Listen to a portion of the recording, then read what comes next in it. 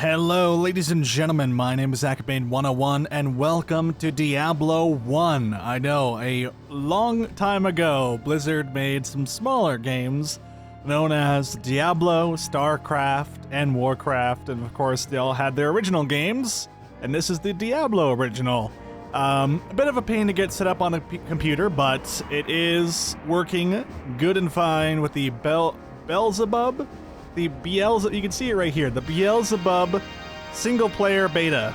And you can pick this up, the link is in the description below, but I'm just going to go over some of the features that exist in this before we watch the intro to the game. So you'll be seeing things like better resolutions. Right now we're playing with a scaled 720p resolution, which is already higher than the 600p that we got in the original game, as well as widescreen, which is very, very nice. We also have fully integrated with the new Windows system, so it works with Windows 7, Windows 10, all that stuff. It should work pretty well. We got many user interface improvements, new hero classes like the Barbarian and the Assassin, all quests which have been missing from the original game are now implemented, 4 difficulty levels in the single-player campaign, new locations, new special randomly generated bosses, new spells, new character skills, new item types and affixes, 204 unique items, 28 sets, with 105 set items, 170 crafting recipes, and a great number of minor gameplay changes, which is fantastic. So basically, it just kind of implements a lot of mechanics from Diablo 2 and makes it kind of a nice little melding in Diablo 1. So you got that Diablo 1 gameplay, Diablo 1 stats, but with some like Hellfire buffs and some basically Diablo 2 like waypoint systems and things like that to kind of help improve the gameplay, to be a little bit more modernized, I guess you could say, or a little bit more 1999, I guess is when Diablo 2 came out, right? So there is no multiplayer and it doesn't come with the Hellfire stuff, but honestly, Hellfire didn't even come with the battle chest, I don't think, so it doesn't even matter at that point, and it runs a hell of a lot better than what Hellfire ran. I've tested both versions. This runs a million times better, so let's go to the intro and check it out.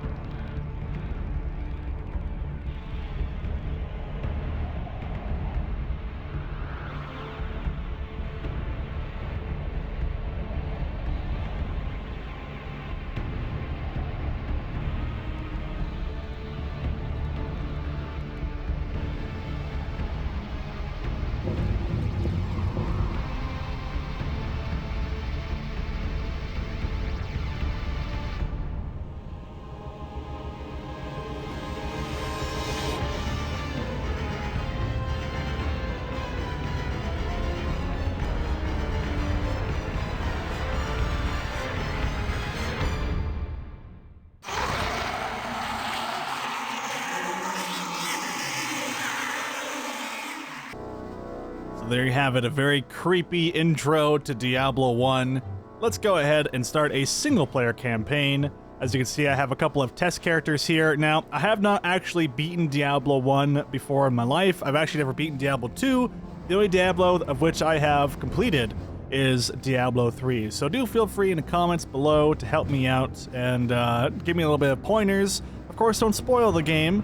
I'm assuming we fight Diablo at the end at some point, but, you know, regardless, feel free to give me some tips, some tricks, some info I may need in case I miss it or something like that as we go throughout the game. So we got a bunch of classes. Of course, the 2 new characters, I believe, is Barbarian and Assassin. Although I think Necromancer is also a new character. They just haven't updated it on their website yet. which of course the Necromancer is none other than Sean Bean, which of course makes his reprising role in Diablo 1. Of course, this is probably just like taken from Game of Thrones, or no, probably Lord of the Rings. Probably Lord of the Rings as Boromir. I like that you can they're just completely ripped from Google and just put into the standard background, as you can see, the Starry Night. Regardless, though, we're going to play as one of the 3 starter classes, which is what came with the original game. You can tell if they're the starter classes just by seeing the rendered version of the character. And we're going to play as Warrior. And as Rogue and Sorcerer, we can play as. Sorcerer is a lot of fun, but I'm going to play as Warrior because I feel like it's the most base way to play the game, and I'll do my best to earn some magic as we go along and all of that. And as you can see, there's only 4 stats in the game: Strength, Magic, Dexterity, and Vitality. We're going to be using those stats to buff ourselves and get ourselves ready for whatever Diablo 1 has to offer. Alright, let's say okay for this. We can enter ourselves a name. I'm going to be Akabane here, of course. And we'll say okay, and then we get a nice little info dialogue here from, I think, the Belzebub, which tells you all the different hotkeys that we can use, and I'm just going to skim over this. And of course, on the website, you guys can check that out as well. But I definitely recommend giving this thing a look if you're ever interested in getting back in Diablo 1. It basically makes Diablo 1 purr like a kitten. It's really, really nice. And of course, we can zoom in and out thanks to Belzebub, and I'll show you guys a little bit of the options menus before we even go in. You can play at 60 frames per second, and it is actually 60 frames per second. It's very, very smooth. We also have resolutions. You can scale the resolutions to wherever you want. I don't recommend going above 720p or else everything gets really, really small. But you can also natively monitor it to your monitor. So, for example, if you want 1080p, we could go and do that. You can play in non-full screen mode. So if you want the original game, you can play at 800 by 600 and do that. So yeah, definitely very, very cool. It made getting into Diablo 1 much easier and less of a pain to get into. And I know that's a little bit weird to talk about in the in a Let's Play, but I just have to recommend it to anyone that is interested in playing the game alongside me, because honestly, this mod has made the game a lot easier to get into and a lot more accessible to someone like me who doesn't really want to go through like a crazy amount of stuff just to play Diablo 1. And also it just plays a lot better like this. It runs a lot smoother and plays a lot nicer. So there are a few things we can change as well right off the beginning. At the bottom right here, we got game settings, GARM settings. I have one thing turned off here. I have town walk increase to 100%. Basically, you walk very slow in Diablo. I don't think they implemented sprint until Diablo 2. Which was actually a mechanic, and then in Diablo 3 you could just run around everywhere. So yeah, you're basically walking everywhere, but in town you're perfectly safe, so the mod author let us do this, just to have a little bit of a faster movement in town. We're not speedrunning the game, so it's not really like a big deal, I don't think. But of course someone's gonna be like, "Ah, what are you doing? You're ruining the vanilla experience," but I can't really play the vanilla experience without vomiting from the terrible frame rate. Then we have full monster description on or off. This just gets updated anyway, but I think it shows the health bar. It's not really supposed to show the health bar in this game, because as you kill more monsters, you actually get more information. But I kind of like the monster description, so I'm just going to leave it on. Of course, feel free to let me know if I should have that off or on. Who knows, right? Who knows? Anyway, I actually walked by the first NPC we can talk to. We're going to talk to all the NPCs in this Let's Play. It's going to be a very slow-going, story-based playthrough. We're going to play through Diablo 1, then 2, then 3, so you guys know. Can't a fellow drink in peace? So we got Farnham the Drunk. Let's talk to the drunk. Ogden is the best man in town. I don't think his wife likes me much, but as long as she keeps tapping kegs, I'll like her just fine. Seems like I've been spending more time with Ogden than most, but he's so good to me. All right. Not a whole lot of information from that guy, but a woman is tapping some kegs and just giving him all the booze that he needs. And we got Cain the Elder. Who is that guy? Mysterious somebody. Hello, my friend. That's Stay a while and listen. Stay a while and listen. That'll never catch on. Tremaine is an occasional visitor to our town and seems to have a little problem coming and going. It is strange how at times anyone who tries to leave Tristram is hunted down and slain by the cloaked riders, and at other times it is a simple matter to leave. I think it is that uncertain fear that keeps some of us here. But we are glad for Tremaine's bravery and luck in keeping some contact with the rest of the kingdom. Oh, we can identify our items. Interesting. So I'm assuming we give him money, and then we get to repair stuff. I'm just joking. I know that's what he does. I'm just being a butt. All right, let's put this blunt weapon on here as well. You start off with some money, 100 gold pieces. Not a whole lot, but you get a lot more later on. And all our stuff is actually quite repaired, which is very nice. We also, if we open up our hotbar here, you'll see that we actually have 2 buttons, like in Diablo 2, where in Diablo 1 you only get the 1 button. Although I think you still get two like left click and right click and still do stuff, but I think they both do the same thing. Where in this one, you can actually set up my right mouse button to be something else, and my left mouse button to be like the attack ability or whatever. Or does that say attack spell? Oh no, skill. Okay, fair enough. If you hit C, we can go into our character menu, and you'll see that we are Akabane, a warrior, very D&D-esque. Actually, this game feels very much like D&D, the board game. I don't know if you guys have played that, but there's like a D&D board game that's based off like D&D 3.5 or 4 or something like that I've been playing recently, and that game is quite a bit of fun, and it reminds me a lot of Diablo 1, which kind of makes sense because a lot of RPGs at the time of the 90s and early 2000s are based quite heavily off of the Dungeons & Dragons idea. I mean, hell, even the Elder Scrolls is like a modified D&D thing, so that's pretty fun. Let's go ahead and talk to Geed, the trader. Greetings. Not traitor, but trader. And also, he doesn't want to talk to us. He just wants to trade items. Fair enough. Fair enough. We can gamble with him as well, but I'm not going to do that right now. Let's go talk to Pepin the healer. What ails you, my friend? Before it was taken over by, well, whatever lurks below, the cathedral was a place of great learning. There are many books to be found there. If you find any, you should read them all, for some may hold secrets to the workings of the labyrinth. All right, so we should read any books that we find in the cathedral. Will do. I like reading. That's fun. That's always fun times. Let's go talk to Griswold the blacksmith. Whoa, what can I do for you? Introduce ourselves to someone that we'll most likely be talking to a lot. Look at that edge, that balance. A sword in the right hands, and against the right foe is the master of all weapons. Its keen blade finds little to hack or pierce on the undead, but against a living, breathing enemy, a sword will better slice their flesh. Right, so he's giving us a little bit of a hint. Basically, if you hit a skeleton with a sword, it's not going to do as much damage as with a blunt weapon. But if you hit something like a zombie, well, actually, I think zombies are also considered undead to what you just said there, but yeah, if you hit like a living, breathing creature, a demon or something like that with a sword, it's going to cut cleanly, like through butter. And also we can trade with this guy. I don't think he usually has anything too good on him, although he does have a shirt. I mean, for $5, you know, some people are going to yell at me for this, but I'm just going to buy it. It's $5, man. That's pretty cheap. Oh, and I can also show off the belt system. I know I don't need to buy this stuff, but I'm going to do it anyway. Yes, the belt system from Diablo 2 is back. So instead of having like 9 hotkeys across here, you now have 5 hotkeys, and I think they use the other numbers for something else. I don't know. So I think you get a total of 2 extra slots, if I'm not mistaken, unless it actually went all the way across to 0. But yeah, you get like 10 slots in total. Not too bad.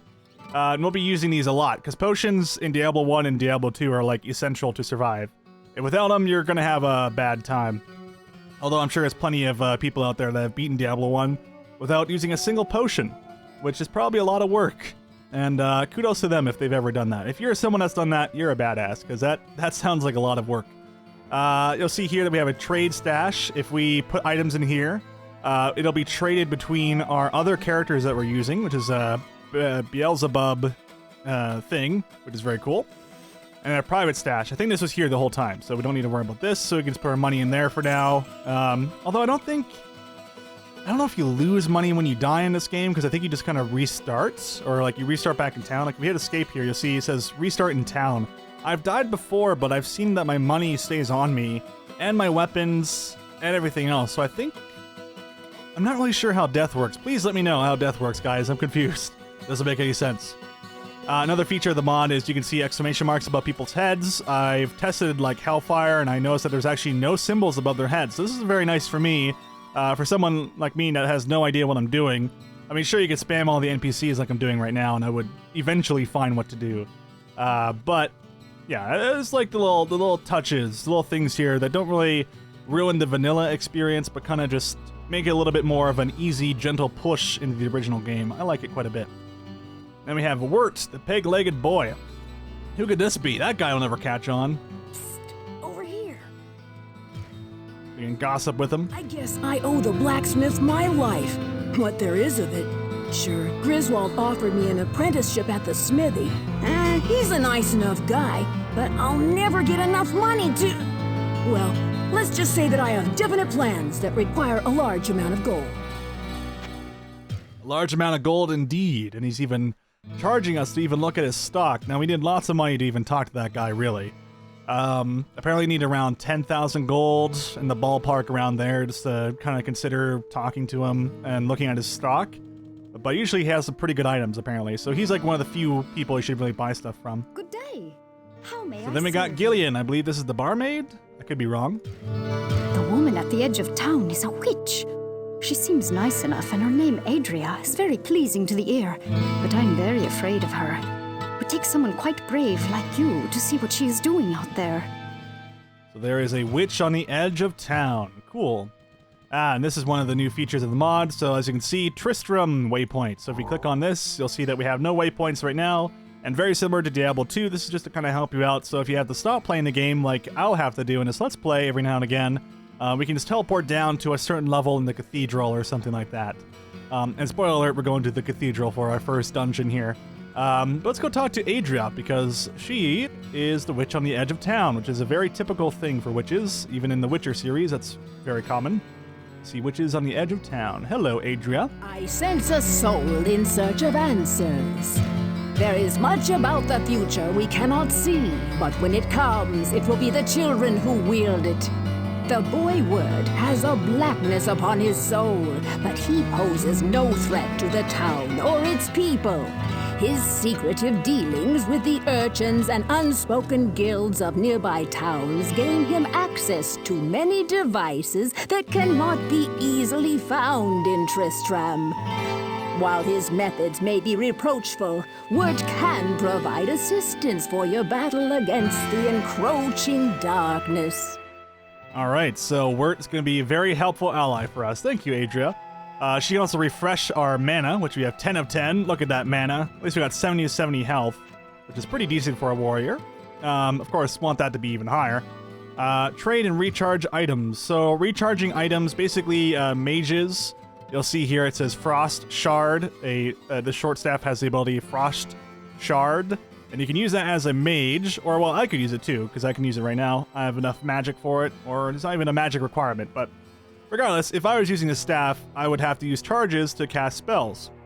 Because the way the game works is either you learn magic through books, like reading and stuff like that, or you learn or use magic through your weapon. So usually staves would be the way that you use that. So basically, it allows mages to look like mages, because you kind of want to use a staff to cast your spells. So it's a pretty cool mechanic. I actually really like that idea. It's pretty smart. Of course, we also have Scrolls of Identity, which are $100. It's also $100 to get Cain to learn stuff for you. So basically, the only reason you buy these is so you don't have to go back to Cain, I guess. But either way, it's the same price. So that's perfectly fine and perfectly reasonable. We also got Rejuvenation Potions, but I'm not going to worry about any of this crap. So yeah, you can pay her to recharge your items if you're a mage, but for now, we are not a mage. But we'll still learn magic at one point, but our magic skill is level 10, which is not going to get us too far. In fact, let me run back over to Adria. I just wanted to see what she had on her. I think she just had healing books, from what I can tell.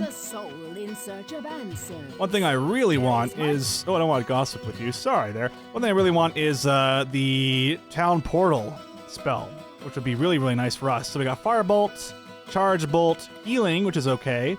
Heal Other, not going to be necessary for single player, and then we have Charge Bolts as well. So yeah, we're not going to be needing any of those, but our magic is going to be is needed in the ballpark of around 20, 25, something along those lines.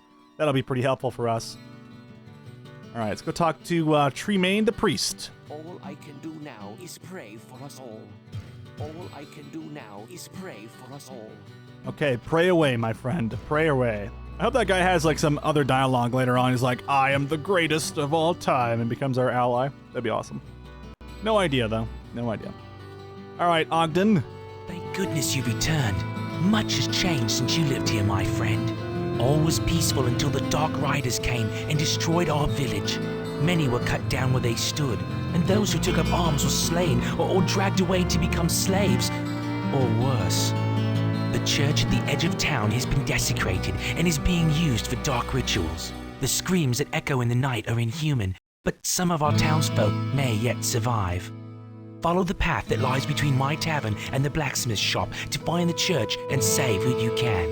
Perhaps I can tell you more if we speak again. Good luck. It's pretty good instructions. So basically just between this building here and this building here, we'll be able to go to where we need to go. Now, I believe now that we've accepted a new quest... Oh, no, we're still in introduction, so I don't think we have anything new just yet. Welcome to the Tavern of the Rising Sun. Yeah, nothing just yet. So let's go listen to what he told us to do. Let's go follow those rules. And see what's going on at this here church by following the road all the way over. Oh. That doesn't seem so good now, does it? Please, listen to me. The Archbishop Lazarus. He led us down here to find the lost prince. The bastard led us into a trap. Now everyone is dead, killed by a demon he called the Butcher. Avenge us! Find this Butcher and slay him, so that our souls may finally rest. Your death will be avenged. Alright, so we must find a demon called the Butcher, and a man named Lazarus is who led them down there as a trap, so obviously working with the demons. So if we find this Lazarus, we should talk to him and ask him if he has the power to revive people. Anyway, so now we have the Butcher as a quest here, and I believe now we can talk to people about the Butcher. Master. Welcome to the Tavern of the Rising Sun. Let's get some information that we need. Yes, Farnham has mumbled something about a hulking brute who wielded a fierce weapon. I believe he called him a butcher. Huh. So a fierce weapon. Sounds like a physical melee dude. Well, what can I do for you? I saw what Farnham calls the Butcher, as it swathed a path through the bodies of my friends. He swung a cleaver as large as an axe, hewing limbs and cutting down brave men where they stood. I was separated from the fray by a host of small screeching demons, and somehow found the stairway leading out. I never saw that hideous beast again, but his blood-stained visage haunts me to this day. Sounds pretty terrifying. I wonder if we'll be able to take him on. What if Kane knows anything? My friend. Stay a while and listen. It seems that the Archbishop Lazarus goaded many of the townsmen into venturing into the labyrinth to find the king's missing son. He played upon their fears and whipped them into a frenzied mob. None of them were prepared for what lay within the cold earth. Lazarus abandoned them down there, left in the clutches of unspeakable horrors to die. Damn, this Lazarus guy, dude. Alright, so they were looking for the king's son, and Lazarus just let them down there and just ran away, left them all to die. Maybe the drunk guy knows anything about the Butcher. Drinking geese? Big cleaver, killing all my friends. Couldn't stop him, had to run away, couldn't save them. Trapped in a room with so many bodies, so many friends. No! Okay, I think I know why Farnham is drunk, because he's very clearly going through post-traumatic stress disorder. Jesus. Sorry, bro. Sorry, bro. Okay, this Butcher man, he sounds like a terrifying foe. Like, we have to prepare for this. Of course, we're level 0, so that's gonna be a lot of fun. Or I guess we're probably level 1, right? At level 1, there you go. Our DPS is 14.5, my god. I sense a All right. soul in search of answers. You must learn everything there is to know about this Butcher. The Butcher is a sadistic creature that delights in the torture and pain of others. You have seen his handiwork in the drunkard Farnham. His destruction will do much to ensure the safety of this village. I love Adria's voice actor. It's just like all over the place. It's like, oh, we'll do this and that will be okay. Yes, oh, yes, kill him. Love it. I'm doubting that the priest has anything to say. All I can do now is Please pray for us all. Yeah, all they can do is pray for us. That jerk, what's he doing praying? What's he doing praying? Did I talk to the healer yet? I think I haven't. What ails you, my friend? By the light, I know of this vile demon. There were many that bore the scars of his wrath upon their bodies when the few survivors of the charge led by Lazarus crawled from the cathedral. I don't know what he used to slice open his victims, but it could not have been of this world. It left wounds festering with disease, and even I found them almost impossible to treat. Beware if you plan to battle this fiend. So it sounds like he can poison us. That's pretty bad. Yep, okay, there we go. And does the Geed have anything to talk about? No, he's just, give me your money. That's basically all he's like. I'm sure Bert has some pretty important information for us as well, but let's go talk to Gillian. Hey, how may I serve you? When Farnham said something about a butcher killing people, I immediately discounted it. But since you brought it up, maybe it is true. Could be, could be. I haven't seen him myself, that's why I'm asking for information, my friends. Psst, over here. All right, what do you know about the butcher? I know more than you think about that grisly fiend. His little friends got a hold of me and managed to get my leg before Griswold pulled me out of that hole. I'll put it bluntly. Kill him before he kills you and adds your corpse to his collection. That's great information. Thanks, Wirt. Maybe I'll be buying stuff from you in the future. I don't know. So we'll check our inventory. So we got a sword, some rags, a sash, a buckler, as well as a one-handed club that we can use to try and bludgeon any sort of skeletons that we run into. Well, let's go in and see what's going on in this cathedral here. Down to the dungeon. It's not even called the cathedral. This place has been fouled. All right, and here we go. Inside Diablo 1. Now, of course, with it being widescreen, a little bit more zoomed out, I believe that certain enemies might not be triggered. For example, these zombies aren't being triggered because we're not close enough to them. And by the way, a new feature from Diablo 2, if you hold or tap control, you can lock the item view on or off. You can also hold Alt to do this as well. Very, very useful. I like to leave it on sometimes, you know, it's pretty nice. Also, if we go to our items here, we can see that we need 22 dexterity to use this short bow, which would be pretty useful for us. And we already have 11 gold. We are some wealthy bastards right now. Actually, I'm lying. We are very, very poor. One thing to note is there is a lot of enemies in Diablo 1. And I mean a lot of enemies. It's kind of absurd at times. And one of the best ways to handle them is to bring them into small corridors where you can fight them one-on-one. Basically, you just don't want them surrounding you because that would be horrible. We got these Fallen Ones, pretty famous enemy in the Diablo series, and they just dropped a full mana potion. Very nice. I like it. Gotta away at this darn zombie. Zombies get health back whenever they hit you, I believe, so just gotta watch out for that. And, of course, with our low stats right now, we just don't want to get wrecked, but this should be alright for now.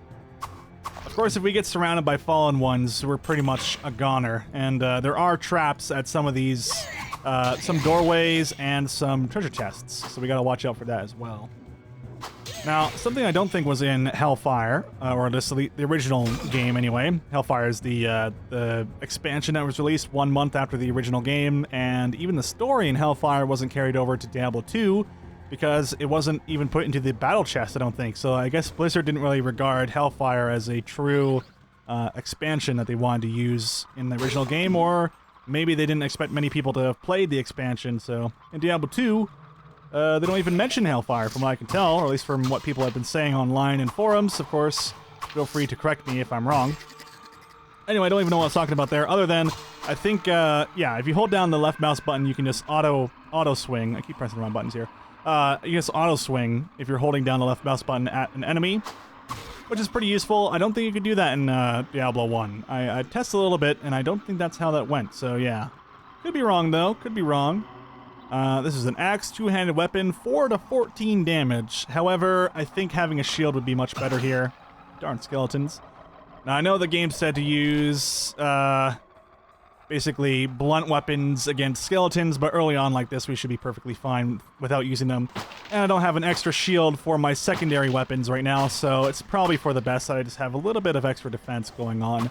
And evasion, because basically the way Diablo 1 works in terms of its items is you have an armor class as well as magical abilities that will, defend against damage and all that stuff. For example, shields. Shield damage 1-to-1. Now, I think that means it blocks all the damage, and it has a chance of block of 20% and an armor class of 2. So the evasion is 2. The block chance is 20%. So 1 in 5 hits I'll block. And it'll block all the damage. I think that's what that means with shield damage. I could be mistaken. Then we have regs. This gives us another armor class of 5, and this is a cumulative number. So the higher your armor class in total, the more evasion you have, which is very cool. So that's why the more items you have on you, the better. And that's why shields are so good, because they add a little bit of extra to your weapon. Because it's basically you're taking up a weapon slot to get a little bit of extra defense, or a little bit more tanky, I guess you could say. And warriors kind of need to be a little bit more tanky, especially if you're dealing with rangers or, whatever type of swarms you're running into. You want to be able to take those hits as best as possible. Of course, these barrels here, there is a plenty of barrels in this game. Some of them explosive, some of them have skeletons in them, as you've seen. And some of them have some pretty decent items in them. Even if the enemy spawns in, you have another chance for an item to drop. So it's always a good idea to just kind of go at them. Because buying potions in this game is not too expensive. It's about 150 gold to get a full heal potion. And that is indeed what I just said, a full heal potion. So something that heals you to full health. It's pretty nice. And pretty cheap, actually. 150 gold is not really too bad. So my goal right now is to kind of earn enough money to kind of get myself afloat, and then start saving up to buy some better potions. These are just standard healing potions, which will be fine for now. But once we get up to like level 5, 6, 7, and on, well, we're probably going to be running into positions where we just need a lot of health and potions and all that stuff. I may be noticing there is a white bar at the bottom of the screen. We have 440 XP of 500. Once we hit 500, well, as you'd expect, we will get not only all our health back, but a level up. So that is very, very useful. You get all your health back, all your mana back. Everything is capped off there. And then you can choose to add 5 experience points to your character stats, which is going to be pretty useful for us because we kind of are lacking on them stats right now. And there we go. We just hit level up. We got some of our health back, but probably not a good time to level just yet because there are enemies in the area, and the game does not pause when you decide to level up your character. It will pause, however, if I hit the escape button, like right here. It'll pause the game, which is nice, but you can't really do anything in that menu, which is probably a good feature, actually. I kind of like that. You have to kind of clear out the area before you move on, rather. There we go. So that ends all the enemy lives. Then we can hit the level up key or character with hitting the C button, and we can see that apparently right now our health is at 68 of 72. Weird how it's, the max health is on the left and the current health is on the right. My phone alarm went off there, so apologies you heard that for a second. I have to go do something in a minute, but for now, let's level up our character. So we have strength. I'm going to put 2 points into strength, and anyone that's actually read any forums, they say you should put 2 points into your main stat, which is strength for warrior, and then 1 in each other one. We'll do that for now, but in the future, I'm probably going to plummet a crap ton of points into magic just to kind of give ourselves a little bit of an edge on the magic front. But for now, it should be perfectly fine. Basically, dexterity is your hit percentage, strength is your damage for DPS, vitality is your health, so we now have 74 health for max, and all that stuff. So it's pretty nice. Magic is also its own kind of element. So if you level up magic, you also get your 2 hit percentage increased. Your casting speed and your cast time and all that crap, all that stuff goes up, and your damage and all that stuff, and your maximum MP. Basically, magic is amazing in this game. But if you can't defend yourself and if you're a glass cannon, well, hey, you're probably going to run into some problems. Anywho, I think that's going to be perfect for this first episode. So thank you so much for watching. I hope you had a great time. And the next one, we'll probably go down to level 2 here that we just found. I'm going to head back to town, and I will meet you there in the next episode. Thank you so much for watching, guys, and I'll see you in the next one.